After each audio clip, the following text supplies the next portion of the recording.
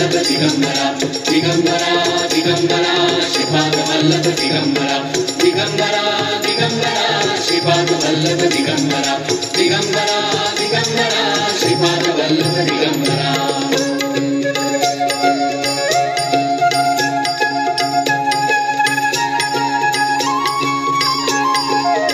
नमन माझे गुरुराया महाराजा दत्तात्रया नमन माझे गुरुराया महाराजा दत्तात्रया नमन माझे गुरुराया महाराजा दत्तात्रया दिगंबरा दिगंबरा श्रीपाद वल्लभ दिगंबरा दिगंबरा दिगंबरा श्रीपाद वल्लभ दिगंबरा दिगंबरा दिगंबरा श्रीपाद वल्लभ दिगंबरा गुरुर्ब्रह्मा गुरुर्विष्णू गुरुर्देवो महेश्वरा गुरु साक्षात परब्रह्म तस्मै श्री गुरवे नमः ब्रह्मानंदं परमसुखदं केवलं ज्ञानमूर्तिं द्वन्द्वातीतं गगनसदृशं तत्त्वमस्यादिलक्ष्यम् एकं नित्यं विमलमचलं सर्वधी साक्षीभूतं भावातीतं त्रिगुणहितं सद्गुरुं तन्नमामि. नमस्कार. भगवान दत्तात्रयांच्या बाबतीत आपण बऱ्याचशा कथा ऐकलेल्या असतील, किंबहुना गुरुचरित्र आपल्या श्रोत्यांपैकी बऱ्याच जणांनी वाचले देखील असेल, त्याचे श्रवण केले असेल. परंतु आज भगवान दत्तात्रयांच्या स्वरूपाचं वर्णन जाणून घेऊया. भगवान दत्तात्रय मुळात आहेत कोण, त्यांच्या अवतारामागचा उद्देश काय. जगद्गुरु आद्य शंकराचार्यांनी आपल्याकडे जी पंचायतन पूजा मांडून दिली त्यानुसार शाक्तपंथ, शैवपंथ आणि वैष्णव पंथामध्ये भगवान दत्तात्रयांचं काय उल्लेख आढळतो, भगवान दत्तात्रयांवर आधारित असलेली ग्रंथसंपदा कोणती, ह्या सर्वांवर आपण एक छोटीशी नजर टाकूया.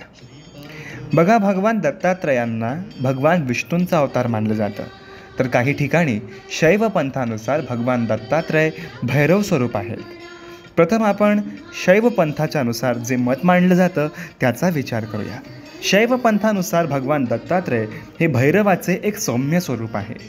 भगवान दत्तात्रय हे 3 शिरे असणारी देवता आहे, ज्यामध्ये भगवान दत्तात्रयांच्या मध्यभागी शिवांचा वास असतो. उजवीकडे विष्णू तर डावीकडे ब्रह्मा असे शैव पंथामध्ये मानले जाते. दत्तांची 3 मस्तके म्हणजे ब्रह्मा विष्णू महेश ही स्थिती, उत्पत्ती आणि लय या तिघांचे निर्देशन करतात. ते अविरत निर्मिती व पालन संहार करतात, हे देखील त्यातून आपल्याला दिसून येते. भगवान दत्तात्रय हे शैव पंथानुसार भगवान भैरवाचे अर्थात कालभैरवाचे सर्वाधिक सौम्य स्वरूप मानले जाते. त्यांच्यासोबत 4 कुत्रे असतात. आता आपल्यापैकी बरेच जण त्या 4 कुत्र्यांची तुलना 4 वेदांशी करतात, परंतु ती चुकीची आहे. कुत्रे ही प्राण्यांची सर्वात हीन जात आहे.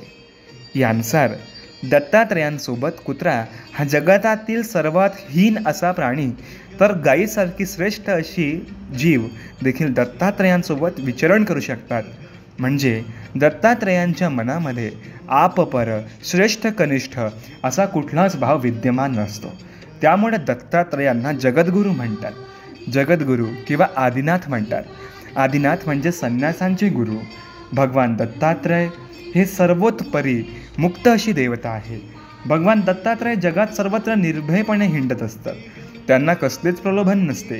कोणतीही मालमत्ता, कोणताही लोभ भगवान दत्तात्रयांना बांधून ठेवू शकत नाही. त्यांना मानवी मेंदूची शक्ती संपूर्णपणे कार्यरत करता येऊ शकते. त्यामुळे त्यांना दिशांचे भय नाही. दिशाच ज्यांचे अंबर अर्थात वस्त्र आहेत त्यांना दिगंबर असे संबोधले जाते. भगवान दत्तात्रय हे सदैव ब्रह्मशोधासाठी पृथ्वीवर फिरतात अशी शैव पंथामध्ये कल्पना केली जाते.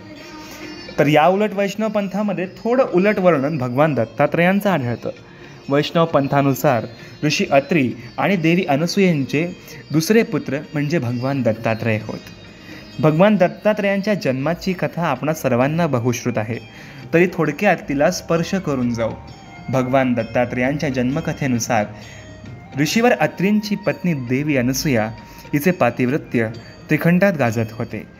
तिच्या पातिव्रत्याची तुलना देवऋषी नारदांनी त्रिदेवींशी केली. त्याचा क्रोध येऊन त्रिदेवींनी आपल्या पतींना अनुसूयेचे सत्यत्व हरण करण्यासाठी भूतलावर पाठवले.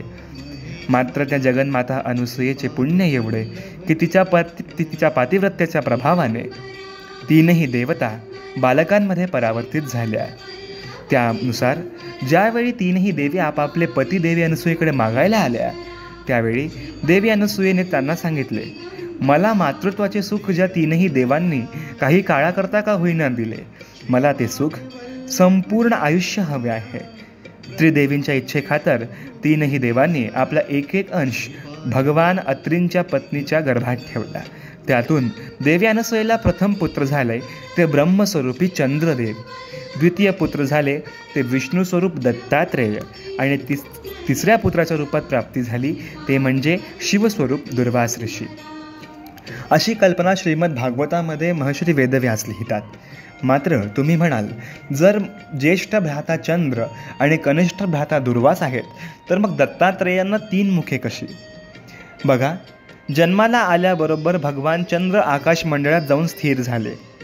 ऋषी दुर्वास हे किशोरावस्थेतच जन्माला आले आणि त्यांनी मार्गक्रमण सुरू करून तीर्थाटनास आरंभ केला. आपल्या दोनही पुत्रांची मला कमी भासेल यासाठी देवी अनसूयेने आपल्या पातिव्रत्याच्या बळाने दत्त या बालकाच्या ठाई तीनही देवतांची शक्ती विद्यमान ठेवली. भगवान दत्तात्रेयांची जन्मकथा आपण वरवर तर बघितली, परंतु भगवान दत्तात्रेयांवर लिखित कोणती साहित्य आपल्या हिंदू धर्मामध्ये विद्यमान आहेत त्यावर थोडा आपण एक कटाक्ष टाकूया. बघा, प्रभू श्री दत्तात्रेयांनी स्वतः दत्तसंहिता नावाचा ग्रंथ लिहिला आहे. परशुरामांनी त्या दत्तसंहितेवर आधारित परशुराम कल्पसूत्र नावाची 50 खंडांची रचना केली. अवधूत गीता नावाचा एक प्रमाण ग्रंथ म्हणून आपल्याला देखील तो ऐकायला मिळतो. सुमेध नावाच्या व्यक्तीने या दोनही ग्रंथांच्या आधारावर त्रिपुर रहस्य नावाचा ग्रंथ रचला. अथर्ववेदामध्ये दत्तात्रय उपनिषदाचा विशिष्ट असा समावेश आहे. गोरक्षनाथ लिखित हिंदी रचनांचे संकलन गोरखबानी या ग्रंथामध्ये देखील दत्तात्रेयांचे वर्णन आढळते. मुकुंदराज या आद्य मराठी कवीने नाथ परंपरेशी जोडून दत्तात्रेयांना एक वेगळी कल्पना दिली. महानुभावांच्या आद्य ग्रंथांपैकी साती नावाच्या ग्रंथात भगवान दत्तात्रेयांची उद्धव गीता अर्थात भास्कर भट बोरीकर नावाच्या 11 टीकेत प्रारंभीच भगवान दत्तात्रेयांचे वर्णन आढळते. दत्त महिमा गाण्यासाठी गुरुगीता, दत्त प्रबोध अशा ग्रंथांची कावडी बुवा यांनी रचना केली. तथा सैदाद्र वर्णन नावाचा हा ग्रंथ त्यांनीच लिहिला. दासबोधाच्या रचनेसाठी रामदास स्वामी यांनी दत्तप्रणीत अवधूत गीतेचा आणि गुरुगीतेचा उपयोग केला आहे हे दिसून येते. यासोबत भगवान दत्तात्रेयांचा उल्लेख संबंधित ग्रंथांमध्येही येतो. त्यापैकी ज्याला आपण 5वा वेद म्हणतो ते गुरुचरित्र, सरस्वती गंगाधर स्वामी लिखित हा ग्रंथ, दत्तप्रबोध, दत्त महात्म्य, गुरुलीलामृत, नाथ भक्तिसार, नवनाथ सार, दक्षिणामूर्ती संहिता, दत्त संहिता, शिवसंहिता, विष्णू संहिता, रुद्र संहिता यामध्ये देखील प्रभू दत्तात्रेयांचे वर्णन आढळते. दत्तात्रेयांचा जन्म चालू मन्वंतराच्या आरंभी प्रथम पर्यायातील त्रेतायुगात झाला असे श्रीमद वेदव्यास आपल्या भागवतात लिहितात. पुराणानुसार दत्तात्रेय हा शब्द दत्त अधिक आत्रेय ह्या 2 शब्दांनी मिळून तयार झालेला आहे. दत्त या शब्दाचा अर्थ सर्वत्र फिरणारा, निर्भय किंवा देणारा होतो. काही ठिकाणी दत्त या शब्दाचा अर्थ मी स्वतः ब्रह्म आणि मुक्त असा देखील आढळतो. अत्रेय म्हणजे अतिऋषींचा मुलगा. ह्या 2 शब्दांना मिळून दत्तात्रेय ही संज्ञा निर्माण होते. दत्तात्रेयांच्या जन्माविषयी विविध कथा प्रचलित आहे. मात्र आपण जी कथा ऐकली ती यामध्ये मूळ आहे. शैव पंथानुसार दत्तात्रेय भैरव तर वैष्णव पंथानुसार भगवान विष्णूंचा अवतार आहेत. पण मात्र सर्वत्र अत्रिऋषी आणि माता अनुसूया हेच त्यांचे मातापिता आढळतात.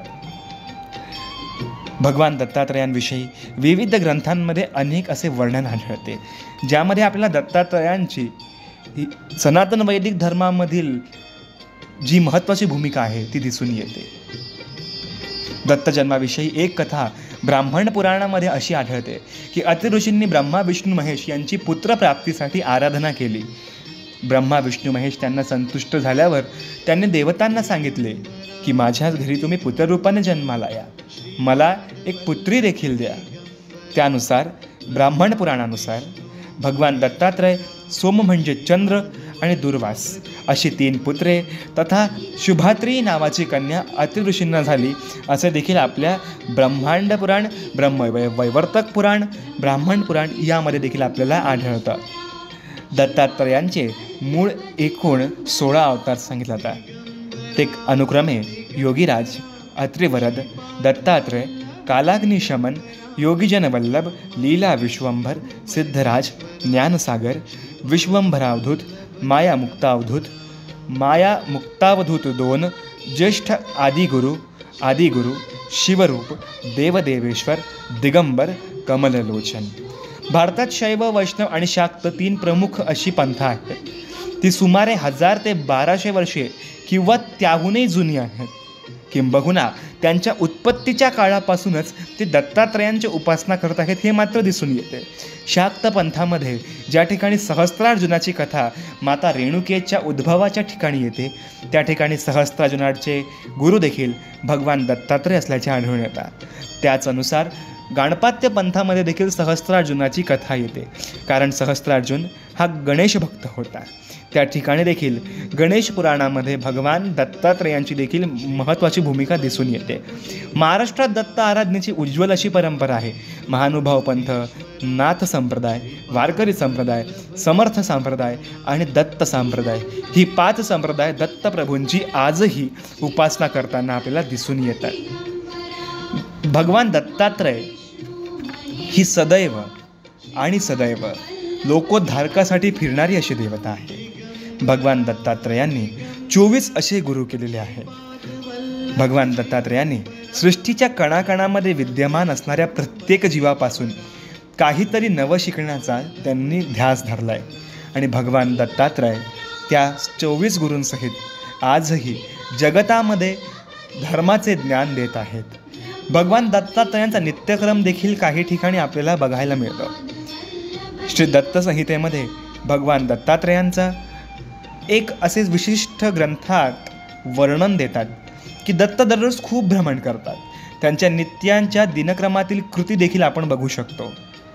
त्यांचा निवास मेरू शिखरावर, प्रातस्नान वाराणसीला, गंगेच्या तीरी, आचमन कुरुक्षेत्री, चंदनाची ओटी शरीराला लावणे हे प्रयाग क्षेत्री, पाठीला चंदन लावणे पंढरपुरी, प्रातः संध्या केदारी, विभूतिग्रहण केदारी, ध्यान गंधर्वपत्तन म्हणजेच गुजरात, गिरनार, सौराष्ट्रावर, दुपारची भिक्षा करविरी म्हणजे कोल्हापुरी, दुपारचे जेवण पांचाळेश्वर जिल्हा बीड, मराठवाडा येथे गोदावरी नदीच्या तीरावर येते. तांबूल भक्षण करण्यासाठी राक्षस भुवन मराठवाडा, विश्रामासाठी रैवत पर्वत, सायन संध्येसाठी पश्चिम सागर, पुराण श्रवणासाठी नरनारायणाश्रम म्हणजे बद्रीनारायण, तर निद्रेसाठी माहूर गडावर दत्तात्रय जाता असे दत्त संहितेमध्ये वर्णन येते. भगवान दत्तात्रय ही एक दिशा, मन, भेद, माया, षड्रिपू यांच्या सर्वांपासून मुक्त असलेली अशी देवता आहे.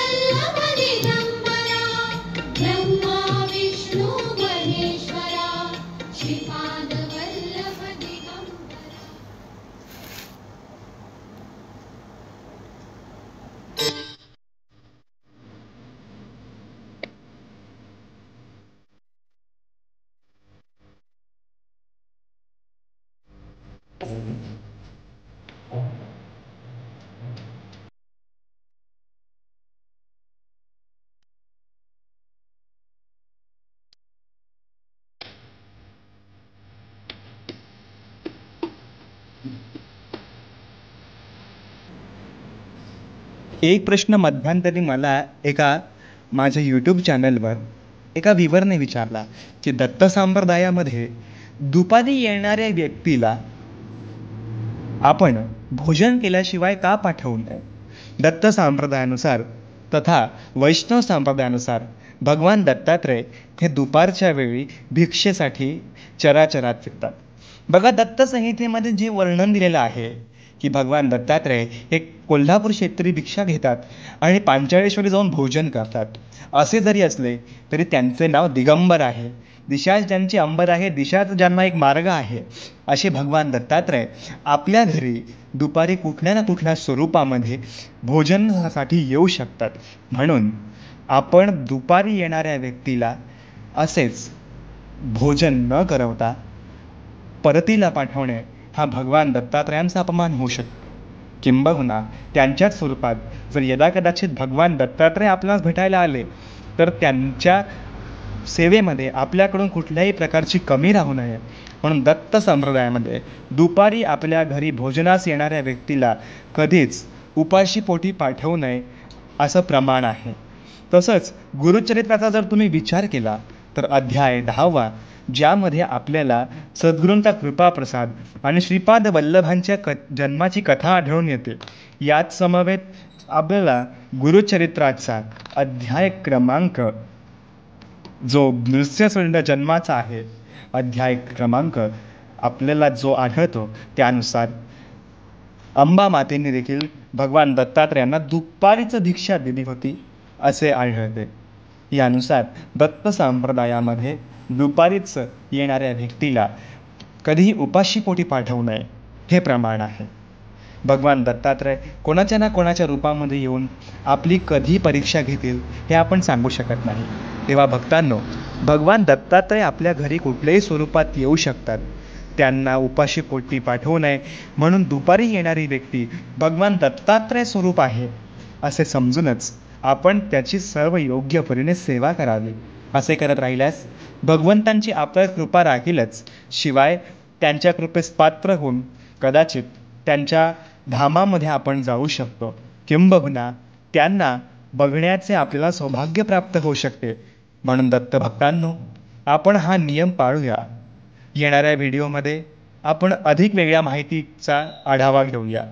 पुढील व्हिडिओ कुठल्या माहितीवर बनवावा हे मला कमेंट बॉक्समध्ये नक्की सांगा. आजचा व्हिडिओ या ठिकाणी संपवून भगवान दत्तात्रयांच्या चरणी आजची सेवा संपन्न करतो. धन्यवाद.